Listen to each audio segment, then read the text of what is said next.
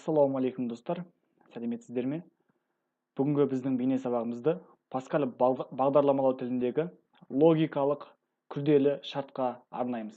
Сонымен бастаймыз.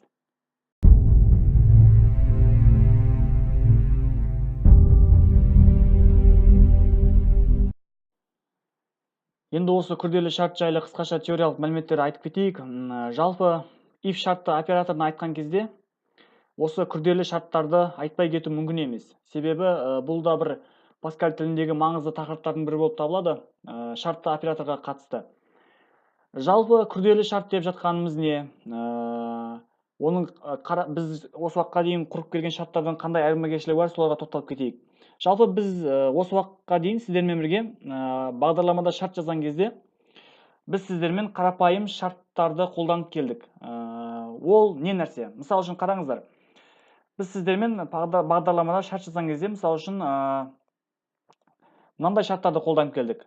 Мысал үшін а үлкен b-дан, а кішкентай b-дан, а тең b-дан, а тең b-ға деген сияқты бұлардың бәрі, яғни мынандай математикалық салыстыру амалдары арқылы жасалған шарттардың барлығы жалпы қарапайым шарттар деп аталады, яғни жай шарттар деп аталады. Біз осындай шарттарды қолданып келдік. Ал Паскаль тілінде бұлардан бөлек басқа да шарттар бар. Шарттың түрі бар. Ол деп жатқанымыз осы күрделі шарт. Күрделі шартқа қысқаша, яғни қарапайым тілде анықтама беретін болсақ, күрделі шарт деп жатқанымыз осындай қарапайым жай шарттардың бірігуі. Яғни осындай шарттардың бірнеше шарттың бірігуін біз күрделі шарт деп атаймыз. Күрделі шарт өзінің аты айтып тұрғанындай, жалпы оның құрылымы жай шартқа қарағанда шамалы үлкендеу болып келеді және күрделі болып келеді. Әрине, күрделі шарт осы Паскаль тілінде арнайы кілттік сөздер арқылы жасалады. Мен оларды мынау кесте қылып жазып қойдым. Әрине, оларды сайтқа жүктеп қоямын. Осы жерден, сол жерден жүктеп ала аласыздар. Бізде күрделі шарттың яғни күрделі шарттың мындай түрлері бар. Логикалық операторлар деп айтайықшы жалпы. Сол дұрыс болады. Яғни күрделі шарттар осы логикалық операторлар арқылы жасалады.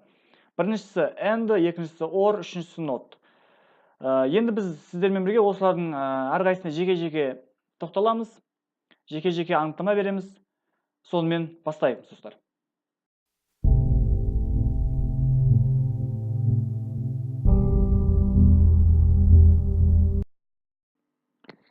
Біз қазір AND логикалық операторының жұмыс принципімен танысатын боламыз. Оны біз нақты бір мысалды келтіру арқылы жүзеге асыратын боламыз. Сіздерден талап етілетін нәрсе, мына кестені жаттап алуларыңыз керек болады. Жалпы бұлар нені білдіреді, мен қазір алдағы уақытта түсіндіретін боламын мысалды көрсету барысында. Сонымен бастаймыз. Бізге мынандай бір есеп берілген болсын. Жалпы мынаны өздеріңіз оқып аласыздар. Паузаға қойып видеоны.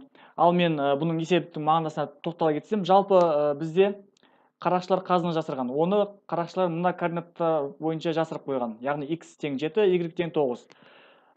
Біз енді пернетақтадан мән енгіземіз. Біздің мақсатымыз жалпы осы қазына орналасқан координаттарды тауып, қазынаны тауып алу. Әрине біз бағдарламада пернетақтадан мән енгіземіз.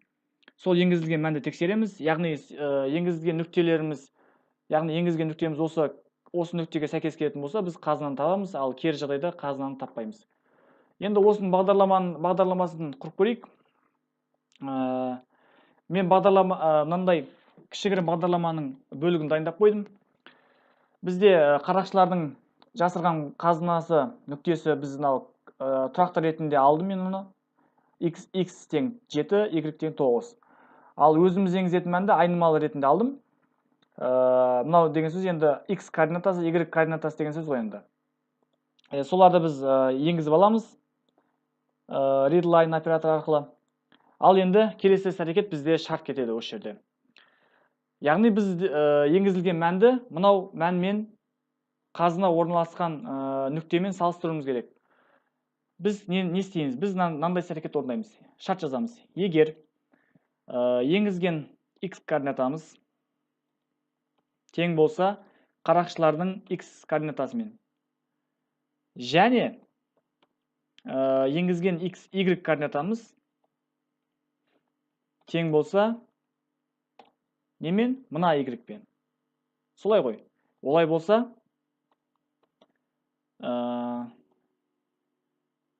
экранға шығарамыз. Қазына табылғандығы жөніндегі хабарламаны. Есептің шарты сондай бізде. Қазына табылды. Ал кері жағдайда әйтпесе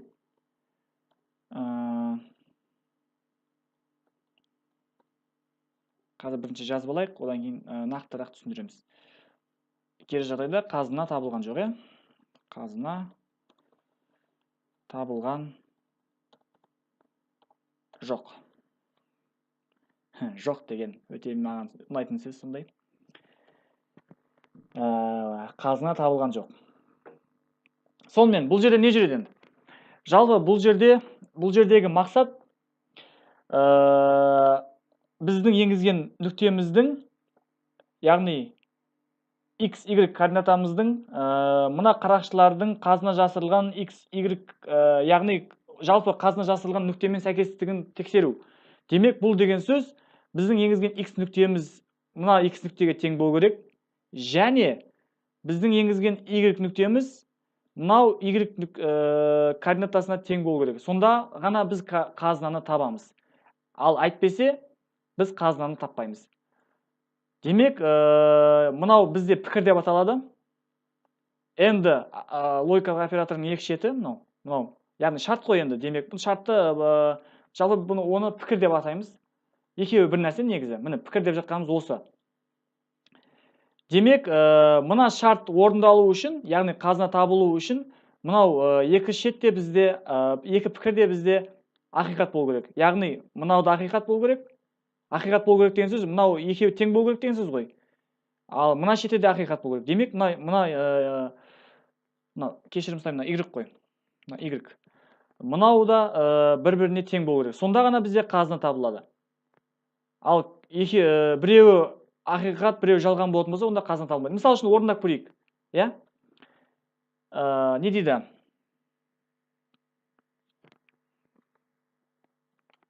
Бұл жерде қателік, шатаспасам, жақшылардан кетті. Логикалық операторларды пайдаланған кезде жақшыларды қойып жүру негізінен міндетті. Қазір.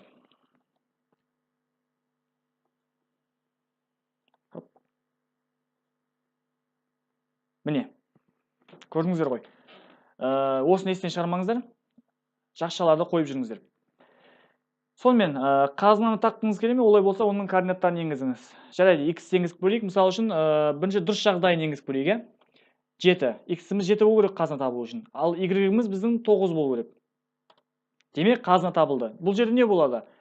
7, x-іміз 7 болды ғой. 7 мына 7-мен салыстырылады. Ақиқат па пікіріміз? Ақиқат.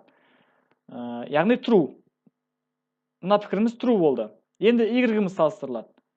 Y-іміз 9, мына жақта да 9. Екеуін салыстырдық, яғни мына жеріміз біздің не болды? True болды. True және true, кестені қарасақ, true және true, яғни бірінші пікір true, екінші пікірде true, нәтижесі бізде true болады. Яғни, мына жалпы шарттың нәтижесі ақиқат болады. Ақиқат болды деген сөз, яғни then-нен кейінгі іс-әрекет орындалады. Демек, қазына табылды бізде. Расында да қазына табылды ғой. Яғни, x-іміз 7, y-іміз 9 болды. Ал енді, екінші жағдай. Екінші жағдайды беріп көрейік. Мысалы үшін қараңыздар.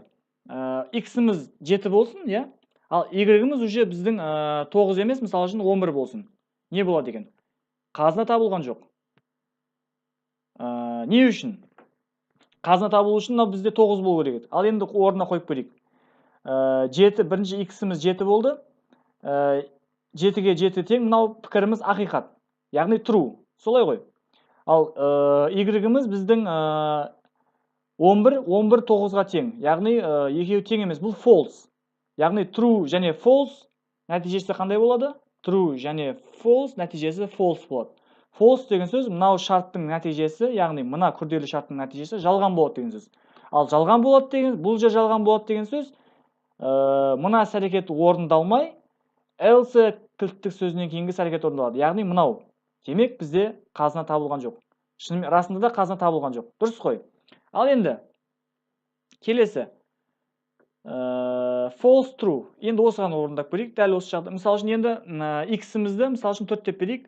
Ал y-імізді 9 деп берейік. Міне қазына табылған жоқ.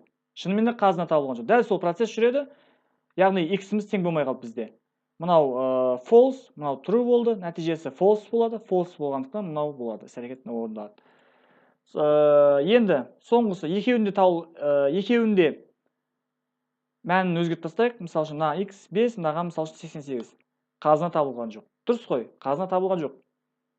Яғни мынауымыз нәтижесі false болды, мынау да false болды. Ал жалпы күрделі шарттың нәтижесі бізде false және false нәтижесі false болады. False болады деген сөз мынау іс-әрекет орындалмай, демек мынау іс-әрекет орындалады деген сөз. Міне, мынаны жаттап алыңыздар деген себебім осы. Демек, and операторын қолданған кезде оның нәтижесі, күрделі шарттың нәтижесі ақиқат болу үшін екі шеті де ақиқат болу керек. Яғни екі пікір де ақиқат болу керек. Міне осындай жағдайда біз and логикалық операторын қолданамыз. Жалпы бұлардың бәрі енді уақыт өте келе тәжірибемен келетін, тәжірибе емес, жалпы уақытпен келетін нәрселер деп айтайықшы, уақытпен келетін дүниелер. Бұларды да сіздер бағдарламада өте көп қолданып көріңіздер. Осы операторларға байланысты, осы логикалық операторларға байланысты есептер көп шығарыңыздар. Сол кезде ғана сіздер осыны жақсылап меңгеретін боласыздар. Ал мен енді сіздерге керекті осы мәліметтерді айттым, and операторы жайлы. Керектеріңізге жаратасыздар.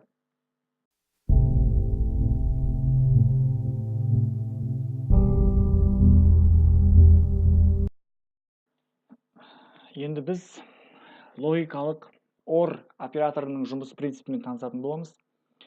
Әрине, оны да біз нақты бір мысал арқылы танысатын боламыз. Сіздерге қоятын тағы бір талап, мына кесте жаттап аласыздар. Осы мәндер арқылы қазір OR операторының жұмыс принципімен танысатын боламыз. Біздің қолданатын есебіміз мынандай. A тең 20, B тең 26 сандар берілген. Енгізілген с санының осы аралықта жатпайтынын анықтау керек. Жалпы есептің шарты мынандай. Бізде A және B сандары берілген жалпы.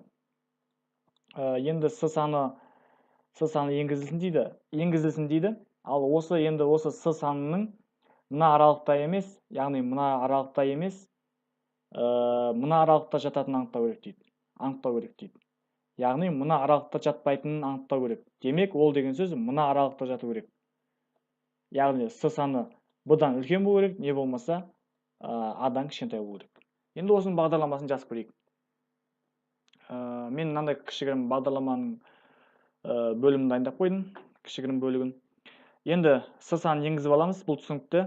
A және b-ны тұрақты ретінде алдым, с-ны айнымалы ретінде алдым. Енді с санын біз енгізіп алдық қой. Енді сол тексереміз, шарт тексереміз енді. Шарт қандай болады бізде? Егер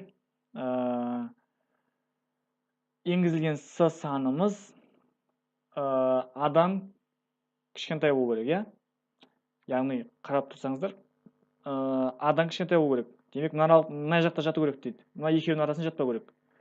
Соны тексеру керек. Яғни a-дан кішкентай болу керек. Немесе с санымыз b-дан не болу керек? Үлкен болу керек. Яғни b санынан үлкен болу керек. Демек, мына жату керек деп отырмын. Мына. Олай болатын болса, экранға шығарамыз.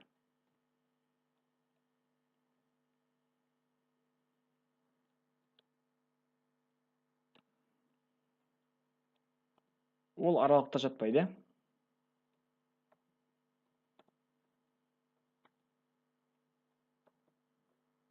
Яғни A және B сандарының арасында жатпайды. Кері жағдайда әйтпесе қалай болады? Ол аралықта жатады. Яғни сол аралықта жатады. Сол аралықта жатады.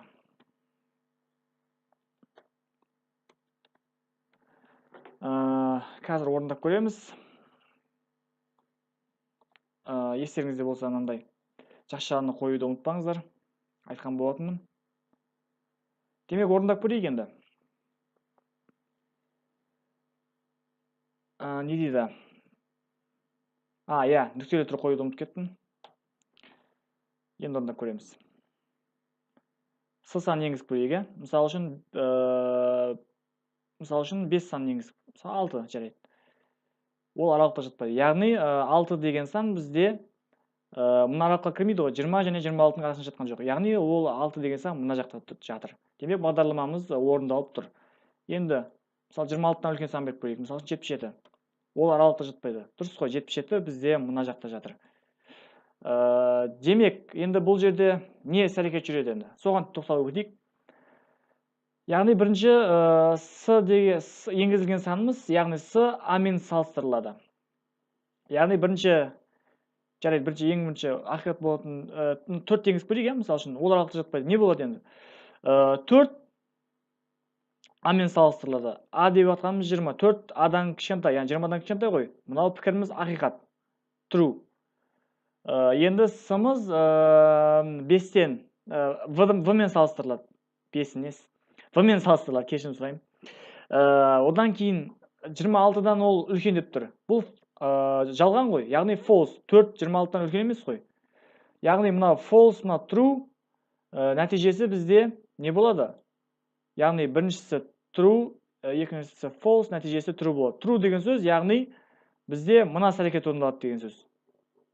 Демек бізде ол аралықта жатпайды. Дұрыс қой. Яғни 4 деген сан мына аралықта жатпайды. Ол мияқта жатыр. Демек біздің шартымыз дұрыс, орындалып тұр.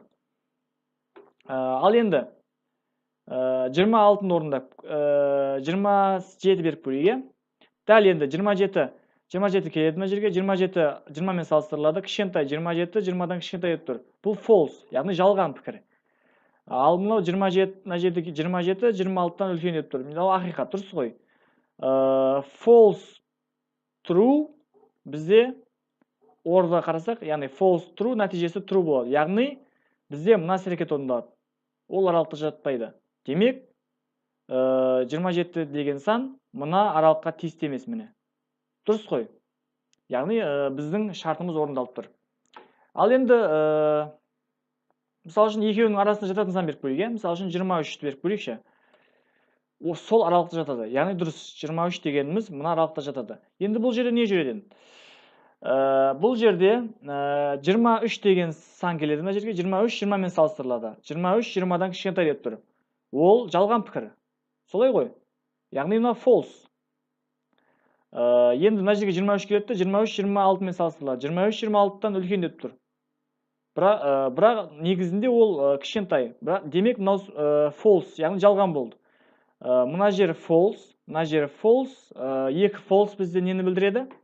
False және false бізде нәтижесі false болады. Яғни жалған болады деген сөз. Жалған болады деген сөз, мынау әрекет орындалмайды, мына әрекет орындалады деген сөз. Сонда сол аралықта жатады деген хабарлама шығады. Расында да сондай ғой. 23 деген сан мына екеуінің арасында жатады. Енді не үшін, енді бір тағы бір сұрақ туады. Не үшін біз OR операторын қолдандық, не үшін AND операторын қолданған жоқпыз? Енді біз AND сөзін жазып көрейікші, не болады деген, иә? Орындап көрейік. Мысалы үшін 20-дан кішкентай сан беріп көрейік. Мысалы үшін 11. Сол аралықта жатады деген хабарлама шықты. Демек 11 деген санымыз мына жерде жатады деп айтып жатыр. Яғни мына жерде жатады деп жатыр. Бірақ бұл қате пікір. Не үшін ондай болды? Орындап көрейік. Мысалы үшін қараңыз. 11 21-ден кішкентай ғой, 20-дан кішкентай ғой. Яғни ақиқат. 11 деген сан 26-дан үлкен деп тұр мына жерде. Ол жалған. Ақиқат және жалған AND болғандықтан бізде не болады? Ақиқат және жалған нәтижесі ақиқат болады, жалған болады. Жалған болғандықтан мынау хабарламаны шығарып тұр. Демек біз бұны AND оператор арқылы жазамаймыз. Біз оны OR оператор арқылы жазамыз.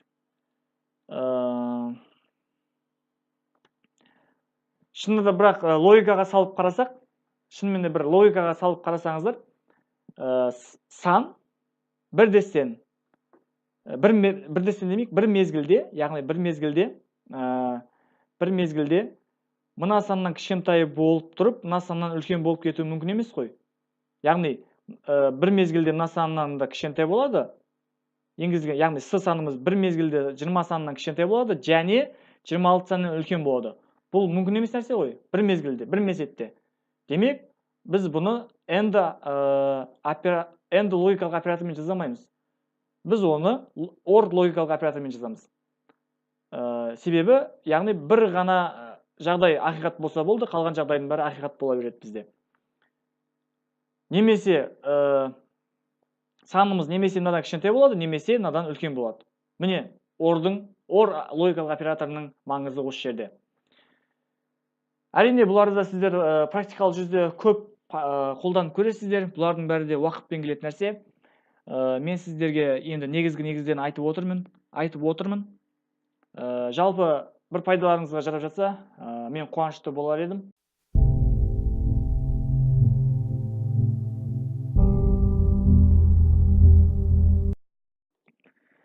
Біздің келесі өтетін операторымыз not логикалық оператор болып табылады. Жалпы бұл операторды қазақша терістеу операторы деп атайды. Бұл оператордың басқа алдыңғы екі оператордың ерекшелігі бар. Жалпы бұл логикалық операторда бір ғана пікір болады. Қарап тұрсаңыздар, мынада екі пікір болған еді. Бұда бір ғана пікір болады. Тағы да бір бұның ерекшелігі, сол пікірдің нәтижесі, яғни сол бір пікірдің нәтижесі ақиқат болса, ал жалпы күрделі шарттың нәтижесі бізде жалған болады. Яғни шартты терістейді бұл оператор. Ал егер сол бір пікірдің нәтижесі жалған болатын болса, ал жалпы шарттың нәтижесі, күрделі шарттың нәтижесі бізде ақиқат болады. Жалпы бұл оператордың жұмысын түсіну шамалы көзге бір түсініксіз көрінуі мүмкін, бірақ та оның негізінен пайдалары бар. Бұл оператормен жалпы біз файлдармен жұмыс жасаған кезде кеңінен қолданатын боламыз енді бұл операторда. Ал бірақ та мен қазір сіздерге осының қарапайым бір жұмыс принципін түсіндіріп кетейін. Мысал ретінде емес, бұл жай ғана оның жұмыс принципі мынандай болады. Мысалдарды мен сол файлдармен жұмыс жасаған кезде мен сіздерге нақты түрде көрсететін боламын. Қазірше бұны көрсетіп кету маңызды емес, жалпы ол жұмысы мынандай болады. Жұмыс принципі осындай. Мысал үшін қараңыздар да, not логикалық операторы, оның ішіне пікір жазылады. Яғни шартта, былайша айтқанда. Мен екі айнымал дайындап қойдым, А және Б.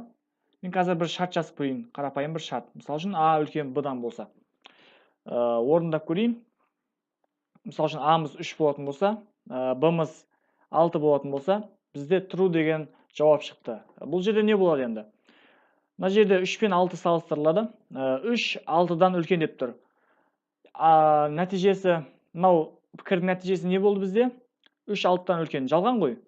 Ал соны логикалық терістеу операторы ақиқат деп жүреді. Яғни терістей жүреді жауабын. Яғни сонда мына жерде біздің пікіріміз жалған болса, оның нәтижесі ақиқат болады. Ал шарттың нәтижесі ақиқат болды деген сөз бізге экранда мынау true деген жазу шығады. Дәл сол сияқты енді біріншісі, мысал үшін, енді біріншісін мысал 7, ал кейінгісін 2 деп берсек, false дейді. Бізде бірінші мына жерге 7 келеді, одан кейін бізде 2 келеді, 7 2-ден үлкен. Ақиқат қой. Ал бірақ not операторы тұр мына жерде, оны терістеп жібереді. Сонда мына шарттың нәтижесі бізде жалған болады. Жалған болды деген сөз, мынау әрекет орындалады бізде. Else кілттік сөзінен кейінгі әрекет, сонда бізге экранда false деген жазу шығады. Жұмыс принципі өте қызық оператордың. Бірақ бұның да өте пайдалы жақтар көп. Бұны алдағы уақытта сіздер көретін боласыздар. Тағы да сондай-ақ мен boolean типті бір айнымал жариялап қойдым, яғни true және false мәндерін қабылдайтын. Біз осыны қазір орындап көрейік. Мысалы үшін мына жерге p-ны қоятын болсақ, p айнымалысын. P айнымалысы true болып тұр. Яғни бұны қазір бізде нәтижесі false болады. Мен комментарий қыласылайын, яғни түсініктеме қыласылайын. Міне. Яғни комментарий бұл кодқа ешқандай әсерін тигізбейді. Яғни мынау бізде тек қана жай ғана түсініктеме ретінде ғана қабылданып қалады. Міне көріп тұрсыздар ғой, false болып тұр. Бұл деген сөз мынаның мәні true, мына жері нәтиже мына жерде true болды, ал мынау not операторы оны терістер жерді, яғни жоққа шығарып false қыл жерді. False деген сөз мынау орындалады деген сөз, яғни экранға false жазуы шықты. Иә, жұмыс принципі өте қызық. Бірақ алда уақытта олармен өте циклдармен жұмыс жасаған кезде, файлдармен жұмыс жасаған кезде біз осы операторды қолданатын боламыз. Әзірше жұмыс принципі осындай, осыны біліп жүргендеріңіз жөн. Бұл жайлы көп мәлімет айтпай ақ қояйық. Міне осы. Сонымен достар, күрделі шартқа арналған бүгінгі біздің бейне сабағымыз аяқталды. Зейін салып көргендеріңізге, уақыт бөліп тыңдағандарыңызға рахмет. Келесі сабақтарда кездескенше аман сау болыңыздар.